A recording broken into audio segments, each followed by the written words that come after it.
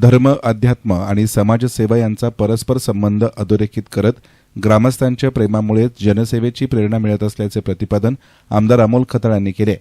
अखंड हरिनाम सप्ताह ही नारदांची गादी असून या व्यासपीठावर संत महंतांचे आशीर्वाद घेण्याचे भाग्य लाभते.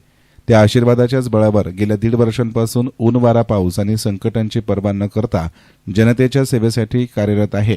धांदरफळच्या विकासासाठी राजकारण आड येऊ देणार नाही आणि ग्रामस्थांच्या विश्वासाला तडा जाऊ देणार नाही असा विश्वास देखील आमदार खताळांनी व्यक्त केला.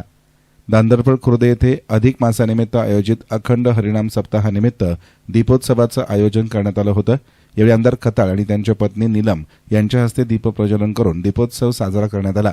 तसेच ज्ञानेश्वरी गाथा पारायणाची सांगता करण्यात आली. याप्रसंगी सुदाम महाराज कोकणे, अर्जुन महाराज खताळ, बाळासाहेब खताळ, भागवत बाबा खताळ, विश्वनाथ नवले, सुनील महाराज संगमनेरकर यांच्यासह धांदरफळ खुर्द येथील महिला, पुरुष, तरुण तरुणी आणि ग्रामस्थ मोठ्या संख्येने उपस्थित होते. अखंड हरिनाम सप्ताहाच्या सांगतेनिमित्त धांदरफळ खुर्द येथे संपूर्ण गावातून टाळ मृदुंगाच्या गजरात तसेच सनई चौघड्यांच्या मंगल स्वरात भव्य मिरवणूक काढण्यात आली. मिरवणुकीत आकर्षक रथ सजवून त्यावर विठ्ठल रुक्मिणीची मूर्ती विराजित करण्यात आली होती. विठ्ठल विठ्ठल नामगजर आणि ज्ञानोबा माऊली तुकारामच्या जयघोषानं संपूर्ण गाव भक्तिमय वातावरणात रंगून गेलं होतं. ग्रामस्थांनी गुलालाची मुक्त उधळण करत सामाजिक समभावाचे दर्शन घडविले. यावेळी ज्येष्ठ नागरिक, महिला, पुरुष तसेच तरुण तरुणींनी फुगड्या खेळत आणि भक्तिगीतांच्या तालावर आनंदोत्सव साजरा केला.